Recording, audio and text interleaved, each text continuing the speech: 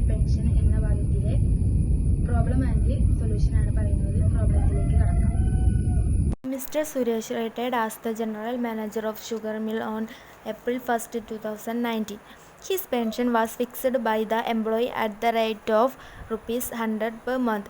He commuted 3/4 of the pension and received rupees 36,000 as the value of commuted pension on 31st December 2019.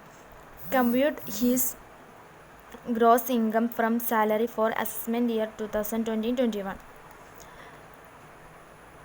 നമ്മുടെ ഇപ്പോഴത്തെ previous ഇയറിൽ Suresh general മാനേജറായി retire ചെയ്തു. അയാൾ government എംപ്ലോയിയോ private എംപ്ലോയിയോ എന്ന question തന്നിട്ടൊന്നുമില്ല. അദ്ദേഹം retire ചെയ്ത സമയത്ത് അദ്ദേഹത്തിന് പെൻഷൻ കൊടുക്കാൻ സ്ഥാപനം തീരുമാനിച്ചു. ഓരോ ദിവസം 1000 രൂപയാണ് പെൻഷൻ കൊടുക്കാൻ തീരുമാനിച്ചത്. ഏപ്രിൽ 1 മുതൽ അയാൾക്ക് പെൻഷൻ കിട്ടിയിട്ടുണ്ടാവും. അങ്ങനെ April, May, June, July, August, September, October, November, December ഇത്രയും മാസം അയാൾ പെൻഷൻ വാങ്ങി. 2019 ഡിസംബർ 31 അദ്ദേഹത്തിൻ്റെ പെൻഷൻ കമ്മ്യൂട്ട് ചെയ്തു. മുഴുവൻ കമ്മ്യൂട്ട് ചെയ്തിട്ടില്ല. ആ പെൻഷൻ്റെ 3/4 ഭാഗം മാത്രം കമ്മ്യൂട്ട് ചെയ്തു. 3/4 കമ്മ്യൂട്ട് ചെയ്തപ്പോൾ കിട്ടിയത് 36,000 രൂപയാണ്. ഡേറ്റ് 31/12/2019. ഡിസംബർ 31 36,000 രൂപ കിട്ടാൻ തുടങ്ങിയത്. ആൻസർക്ക് പോവാം. കമ്മ്യൂട്ടഡ് വാല്യൂ ഓഫ് 3/4 പെൻഷൻ അത് പറയുന്നത് ഈ 36,000 ഇവിടെ തന്നിട്ടുള്ള കമ്മ്യൂട്ടഡ് 3/4 പെൻഷൻ ആൻഡ് റിസീവ്ഡ് അതിൻ്റെ തുകയാണ് 36,000. ആ തുക ഇവിടെ എടുത്ത് എഴുതാം. ഇനി commuted value of full pension അത് കാണേണ്ടത് ഈ 3/4 മറിച്ചിട്ട് എഴുതുക, അതായത് 4/3 ആവും.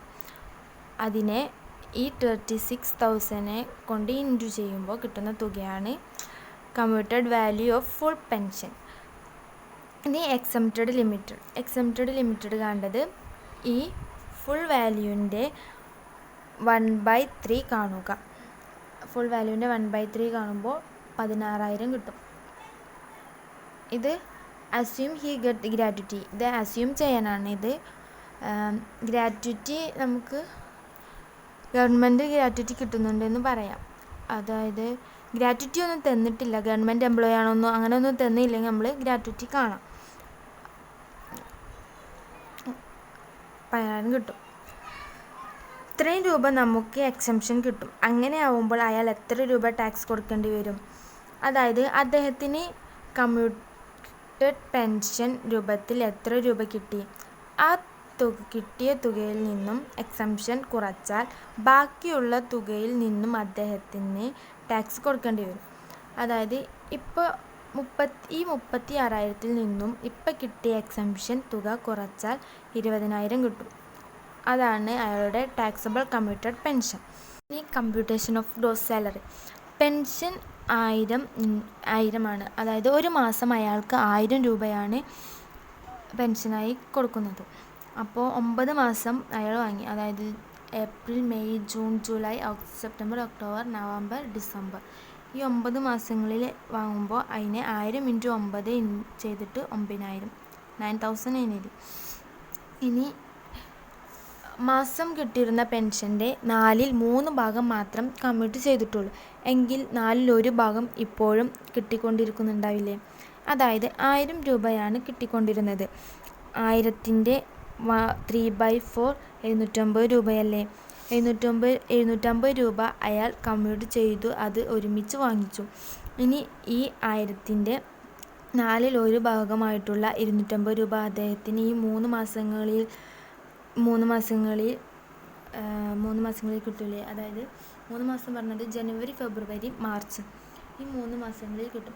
അപ്പോൾ 750 × 3 എന്ന് പറയുമ്പോൾ 250 × 3 എന്ന് പറയുന്നതാണ് 750.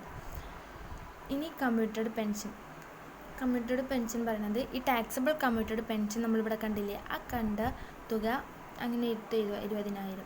എന്നിട്ട് ഇതെല്ലാം ആഡ് ചെയ്യുമ്പോൾ കിട്ടുന്ന സംഖ്യയാണ് ഗ്രോസ്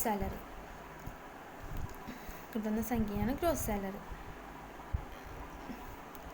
നമ്മളിപ്പോൾ ടാക്സബിൾ കമ്മ്യൂട്ടഡ് പെൻഷൻ കണ്ടു. പിന്നെ അതിന് ഈ മാസം കൊണ്ടുള്ള പെൻഷനും 9 മാസം കൊണ്ട് ചെയ്തു. പിന്നെ അതിൻ്റെ 4/1 ഭാഗം കണ്ടിട്ട് അതിനെ ആഡ് ചെയ്തിട്ട് പിന്നെ കമ്മ്യൂട്ടഡ് പെൻഷന് ഇവിടുത്തെ കമ്മ്യൂട്ടഡ് പെൻഷൻ എടുത്താണ്ട് താഴേക്ക് എഴുതിയിട്ട് അതെല്ലാം ആഡ് ചെയ്തിട്ടാണ് ഗ്രോസ് സാലറി കിട്ടുക.